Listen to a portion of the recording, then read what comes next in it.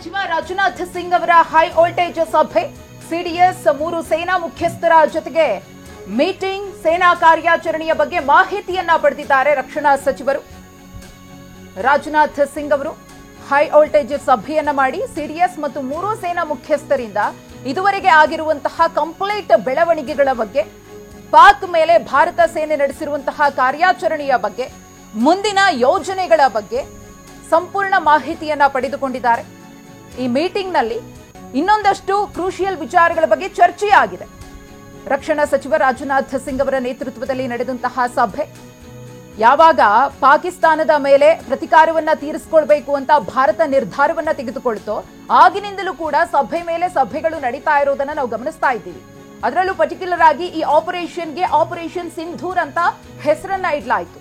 ಇದರ ಬಗ್ಗೆನೇ ರಾಜನಾಥ್ ಸಿಂಗ್ ಅವರು ಸಂಪೂರ್ಣ ವಿವರಣೆಯನ್ನ 3 ಸೇನಾ ಮುಖ್ಯಸ್ಥರಿಂದ. ಕಂಗ್ರಾಚುಲೇಷನ್ಸ್. ಯಾರು ಹುಡುಗ? ಮದುವೆ ಅಲ್ಲ, ಬಿಸ್ನೆಸ್ ಸ್ಟಾರ್ಟ್ ಮಾಡ್ತಾ ಇದ್ದೀನಿ. ಹೌದಾ? ಹೇಗೆ?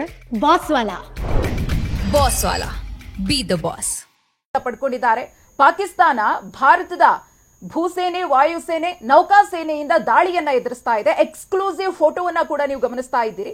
ರಕ್ಷಣಾ ಸಚಿವ ರಾಜನಾಥ್ ಸಿಂಗ್ ಅವರು 3 ಸೇನೆಯ ಮುಖ್ಯಸ್ಥರಿಂದ ಮತ್ತು ಸಿಡಿಎಸ್ನಿಂದ ಸಂಪೂರ್ಣ ಮಾಹಿತಿಯನ್ನ ಪಡೆದುಕೊಂಡಿರುವುದು. ಇದುವರೆಗಿನ ಕಾರ್ಯಾಚರಣೆಯ ಇಂಚಿಂಚು ಮಾಹಿತಿಯೂ ಕೂಡ ರಕ್ಷಣಾ ಸಚಿವರಿಗೆ ತಲುಪಿದೆ. ರಕ್ಷಣಾ ಸಚಿವರು ಅದನ್ನ ಪ್ರಧಾನಿ ನರೇಂದ್ರ ಮೋದಿ ಅವರಿಗೆ ತಿಳಿಸ್ತಾರೆ. ಮುಂದೆ ಆಪರೇಷನ್ ಸಿಂಧೂರ್ 2.0 ನಡೆಯುತ್ತಾ, ಅದರ ಒಂದು ಎಫೆಕ್ಟ್ನೆಸ್ ಪಾಕಿಸ್ತಾನದ ಮೇಲೆ ಹೇಗಿರುತ್ತೆ, ಇದೆಲ್ಲದರ ಬಗ್ಗೆಯೂ ಕೂಡ ಪೂರ್ವ ತಯಾರಿಯಾಗಿ ಒಂದಷ್ಟು ಚರ್ಚೆಗಳು ಕೂಡ ನಡೀತಾ ಇದೆ. ರಾಘವೇಂದ್ರ ಸರ್, ಇನ್ನು 1971 ನಲ್ಲಿ ಪಾಕಿಸ್ತಾನದ ಜೊತೆಗಿನ ಭಾರತದ ಸಂಘರ್ಷದ ಸಂದರ್ಭದಲ್ಲಿ ಬಾಂಗ್ಲಾದೇಶ ಉದಯ ಆಯಿತು. ಈಗ ಬಲೂಚಿಸ್ತಾನ್, ಪ್ರಮೋದ್ ಸರ್ ಕೇಳ್ತಾ ಇದ್ರು, ಆಲ್ರೆಡಿ ಬಲೂಚಿಸ್ತಾನ್ ಕೂಡ ಅಟ್ಯಾಕ್ ಮಾಡಿದ್ರೆ ಪಾಕಿಸ್ತಾನ 2 ಫೇಸ್ ವಾರ್ ಅನ್ನ ಫೇಸ್ ಮಾಡಬೇಕಾಗುತ್ತೆ ಅಂತ. ಅದ್ರ ಬಗ್ಗೆ ಮಾತನಾಡ್ತೀನಿ. ನಿನ್ನೆ ಕೆಲವೇ ಕ್ಷಣಗಳಲ್ಲಿ ಅಮಿತ್ ಶಾ ಅವರು ಕೂಡ ಹೈ ವೋಲ್ಟೇಜ್ ಮೀಟಿಂಗ್ ಅನ್ನು ಮಾಡಲಿದ್ದಾರೆ. 12:30ಕ್ಕೆ ಸಮಯ ನಿಗದಿಯಾಗಿದೆ.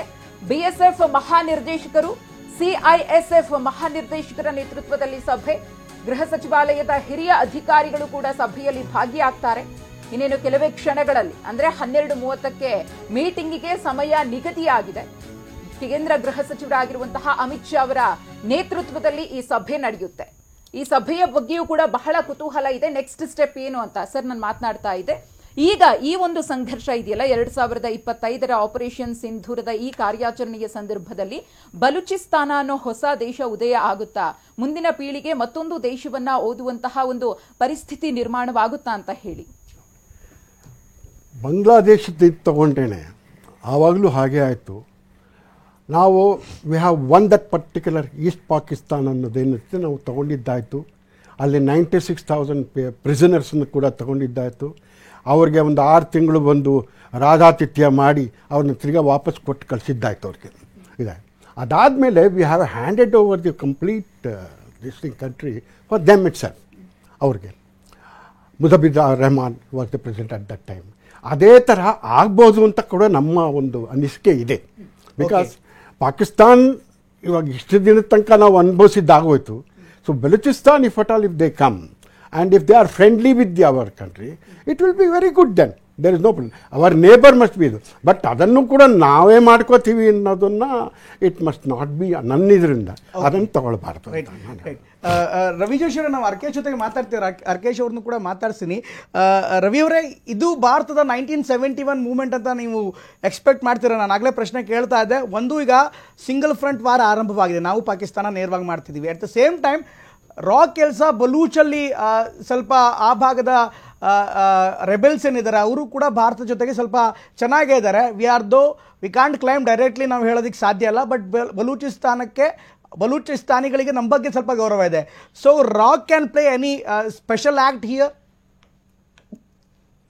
ಇದು ನೋಡಿ, there is a big difference between the situation of 1971 concerning East Pakistan, which became Bangladesh, and the present situation of disturbed situation in Balochistan. ಅದಕ್ಕೂ ಇದಕ್ಕೂ ಬಹಳ ಅಂತರ ಇದೆ.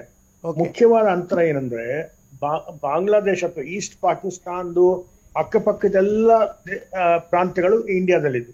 ಓಕೆ, ವೆಸ್ಟ್ ಬೆಂಗಾಲ್ ಆಗಲಿ, ಆಮೇಲೆ ಮೇಲ್ಗಡೆ ಕಂಪ್ಲೀಟ್ಲಿ ಕವರ್ಡ್ ಅದು. ಸೊ ಆ ಪರಿಸ್ಥಿತಿ ಇಲ್ಲ ಬಲೂಚಿಸ್ತಾನದಲ್ಲಿ. ಬಲೂಚಿಸ್ತಾನದಲ್ಲಿ ಆ ಬಾರ್ಡರು, ಆ ಕಡೆ border, western border is completely in the hands of Iran. Correct. Iran ನಲ್ಲಿ ಸಿಸ್ತಾನ್ ಬಲೂಚಿಸ್ತಾನ್ ಅಂತ ಒಂದು ದೊಡ್ಡ ಪ್ರಾವಿನ್ಸ್ ಇದೆ.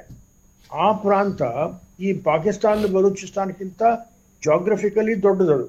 ಓಕೆ. ಅಲ್ಲಿ ಕೂಡ ಪಾಪ್ಯುಲೇಷನ್ ಬಹಳ ಸಣ್ಣದೆ. just as Pakistan, the Balochistan, population is less than 5 million people. But the land mass is enormous. And it is very rich in oil and gas, particularly gas. And Balochistan, Sistan Balochistan in Iran is a Sunni-dominated population in a majority Shia country like Iran. Iran is a 90% Shia country, whereas Sistan Balochistan is a Sunni province. And there has been unrest between the Sunnis of Iran and the Shia government of Iran. Okay. But ಅದನ್ನ ಅವರು control ಮಾಡಿ ಇಟ್ಕೊಂಡಿದ್ದಾರೆ. But ಈ ಕಡೆ ಬಲೂಚಿಸ್ತಾನದಲ್ಲಿ ಬಹಳ trouble ನಡೀತಾ ಇದೆ, ಬಹಳ ವರ್ಷಗಳಿಂದ ನಡೀತಾ ಇದೆ. ಈಗ it started about 20 years ago when Nawab Akbar Khan Bugti was the governor of Sindh province. Nawab Akbar Khan Bugti is the chief of the Bugti tribe in Balochistan. Okay. And he has been demanding autonomy and so many rights, particularly rights relating to the gas and mineral resource of Balochistan. Okay. Balochistan gas ಪೂರ್ತಿ ಪಂಜಾಬ್ ಪ್ರಾವಿನ್ಸ್ಗೆ, ಸಿಂಧ್ ಪ್ರಾವಿನ್ಸ್ಗೆ ಹೋಗ್ತಾ ಇದೆ. ಬಲೂಚಿಸ್ತಾನಿಗೆ ಅದು remuneration ಸಾಕಷ್ಟು ಸಿಗ್ತಾ ಇಲ್ಲ.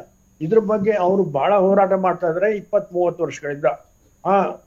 ಅದಕ್ಕೆ ರಾ ಏನು support ಕೊಟ್ಟಿದೆ ನಾನು ಹೇಳೋಂಗಿಲ್ಲ ಈಗ. ಅದು ಆ ಕಡೆ ಇಡೋಣ, ಅದು ಆಮೇಲೆ ಬೇರೆ ಯಾವಾಗ ಸಂದರ್ಭದಲ್ಲಿ ಮಾತಾಡೋಣ. ಬಟ್ ಈ Balochistan trouble cannot be compare to Bangladesh or East Pakistan situation. And ಈಗ ನಾವು ಬಲೂಚಿಸ್ತಾನ್ ಇಂಡಿಪೆಂಡೆಂಟ್ ಮಾಡ್ತೀವಿ ಅನ್ನೋದು ಅದು ಅಸಮಂಜಸವಾದ ಮಾತು. ಅದು ಆಗುದಿಲ್ಲ, ಅಷ್ಟು ಸುಲಭವಾಗಿ ಆಗುತ್ತೆ. ರೈಟ್. ಅರ್ಕೇಶ್ ಅವರೇ, ನಾನು ಆಗಲೇ ಕೇಳ್ತಾ ಇದೇ ಪ್ರಶ್ನೆನ. ಅರ್ಕೇಶ್ ಅವರೇ,